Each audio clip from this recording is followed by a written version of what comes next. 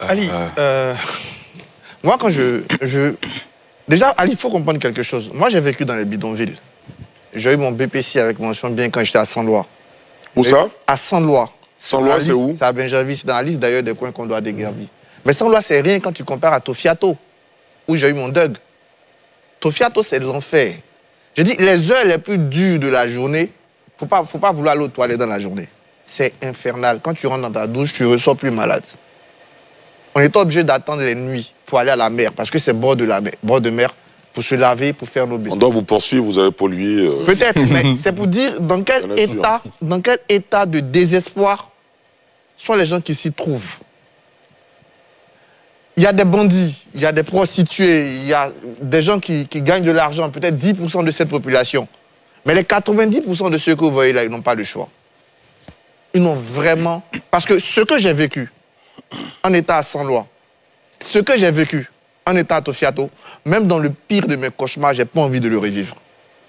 Je ne crois pas que ces habitants, d'ailleurs, que je salue, aient envie de le vivre. Si quelqu'un est là, quand quelqu'un se dit Boribana, là, vraiment, je pense que dans 80% des cas, ils n'ont pas le choix. Ça pose deux questions, ce que vous avez dit. Bien sûr, le tout nouveau master en politique publique pourra nous en dire mieux. Mais le responsable de tout, c'est d'abord l'État. C'est l'État qui doit s'assurer qu'il a prévenu les gens. C'est l'État qui doit s'assurer que les gens sont avertis. C'est l'État qui doit s'assurer. Et comment on peut s'assurer? Ça tombe bien, le ministre-gouverneur et le secrétaire général du RHDP. Il y a la liste, d'après lui, de tous les militants des sections de GESCO, des sections de Boribana, des sections de Tofiato, des sections de Saint-Lois. Donc il sait, pour les moments de meeting, là, il sait à qui il parle. Il sait comment parler du RHDP à ces messieurs-là. Mais il ne sait pas comment leur parler d'un déguerpissement. Pourquoi?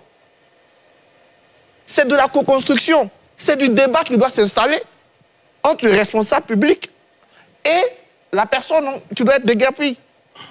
Quand on parle des écoles, moi, je viens de Yopougon, Maroc, où mon père habite. Il y a une école qu'on appelle Akoyi qui, devant moi, a été détruite. Il n'y a pas eu de problème parce qu'ils ont été prévenus. Il faut du débat, il faut de la discussion. Et je chute pas. Moi, j'ai toujours dit que les nommés n'ont rien à faire dans la décentralisation. Les nommés n'ont rien à faire dans la décentralisation. Ministre, gouverneur, tout ça, ça tue l'esprit de la décentralisation. Regardez la réaction du maire de Yopougon. Certains peuvent penser que c'est de la blague. Mais c'est la différence entre un élu et un nommé. L'élu, là, il sait qu'il va revenir nous voir dans 5 ans au moins. À Salé, là, Dieu lui va casser de Salé. Il va réfléchir. Il va chercher des solutions. Parce qu'après, là, les habitants de dire c'est l'attente. On peut appeler ça bêta électoral comme on veut, mais c'est une question de redevabilité. Et puis, je pense que la solution au problème doit... Gouverner, c'est pas facile, on est d'accord. On ne peut pas laisser... J'ai décrit l'insalubrité dans laquelle j'ai vécu. On ne peut pas laisser des gens dedans. On est bien d'accord là-dessus. Il n'y a même pas de discussion là-dessus. Mais on construit avec eux les solutions. On leur demande qu'est-ce qu'on peut faire. On les oriente. Il n'y a même pas de solution provisoire. C'est-à-dire que vous chassez des gens, il n'y a même pas un petit collège, un terrain où ils vont aller même dormir une semaine le temps de trouver quelque chose. On ne peut pas continuer comme ça. Et on dit ça, personne ne s'en occupe. Même aujourd'hui, moi je reviens de Yopougon. Quand je revenais de chez mon père, sur le côté Banco, il n'y en a plus, c'est fini. Donc, depuis GESCO, il y a des manifestations, ça continue. Mais au bout d'un moment, il faut qu'on s'arrête pour chercher des solutions durables, des solutions qu'on va construire avec les populations. Mais on est élu, on est nommé d'abord pour ces populations. C'est pour elles qu'on est nommé. D'accord. On vous a bien entendu, Arthur Banga, André Silver. Les solutions existent. Dites-nous. Je vais vous surprendre. Dites-nous. Nous sommes le 8 mars 2019. Le ministre de la Construction... Ah si, j'avais ça. Voilà. Bruno Koné... Si, 5 quartiers. Annonce le projet d'aménagement des quartiers restructurés d'Abidjan. PAQRA. Les téléspectateurs sont connectés, peuvent aller sur le site du gouvernement de Côte d'Ivoire, gouv.ci. Ou sur le Twitter de Bruno. Ce PAQRA existe. Et ce PAQRA concernait... C'est un projet qui devrait donc, un projet pilote, qui devrait concerner 5 sites dans 3 communes. Koumassi, donc Ça revient un peu au sujet, le ministre-gouverneur a été nommé parce qu'il a réussi à commencer. C'est faux. Puisque, même à commencer aujourd'hui, il y a 18 sites à déguerpir. Cela veut dire qu'il y a de la com sur 2 ou 3 pour... Voilà. Bon, c'est pas ça le débat. Koumassi, Grand Campement, Divo 1 et Divo 2. Quand vous prenez la liste du district aujourd'hui, vous verrez Divo 1 et Divo 2 sur la liste des quartiers à déguerpir. Mais depuis 2019, c'était dans le projet pilote. À Bobo, PK18, Yopougon, GESCO. Qu'est-ce que le projet prévoyait? Pour GESCO spécifiquement. GESCO, par exemple, bénéficiera de 9 km de voies bitumées. Il est prévu la réhabilitation de 18 salles de classe et la construction de 6 classes.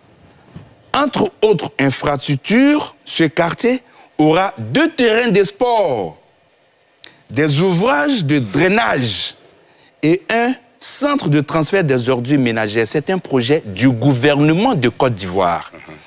Le 29 décembre 2021, le Premier ministre Patrick Achi, alors Premier ministre, a supervisé la signature de la convention pour financer ce projet d'aménagement des quartiers restructurés d'Abidjan. Ce projet a été signé par le ministre de l'économie, Adama Coulibaly, avec l'Agence française de développement. OK? Le 14 août 2023, tenez-vous bien, le 14 août 2023, toujours sur le site du gouvernement, gouv.ci, il a été donc annoncé que les 32 milliards destinés au financement de ce projet étaient disponibles. Et donc, le 14 août 2023, le même gouvernement expliquait que à long terme, c'est au total 132 quartiers précaires qui sont concernés par ce projet. La respiration. Par ce projet. Si tu permets. Voyez-vous, un instant, voyez-vous, entre août 2023 et décembre 2023, donc date donc de la nomination du ministre-gouverneur Cissé Bakongo, qu'est-ce qui s'est passé pour que ce projet majeur destiné à la restructuration des quartiers précaires soit totalement ignoré, que le ministre de la Construction, qui est le ministère de la Construction, qui est maître d'ouvrage, comme le stipule le document, soit mis de côté, que l'ONAD, qui devrait donc s'occuper de l'assainissement, soit mis de côté, et que M. Cissé Bakongo, tel un barbouze, vienne avec des caterpillars, détruire, démolir systématiquement des projets, des sites qui étaient déjà dans le projet du PAQRA. Pour ma part, le ministre-gouverneur est en train d'accomplir une mission de façon froide et sans état d'âme. D'autant qu'il y a un projet gouvernemental financé. Tu as obtenu un financement et tu devrais être exécuté. Mais où sont passés les 32 milliards? C'est une autre question que vous reversez au débat, évidemment. On essaiera d'éclairer la lanterne de nos téléspectateurs sur cette question-là.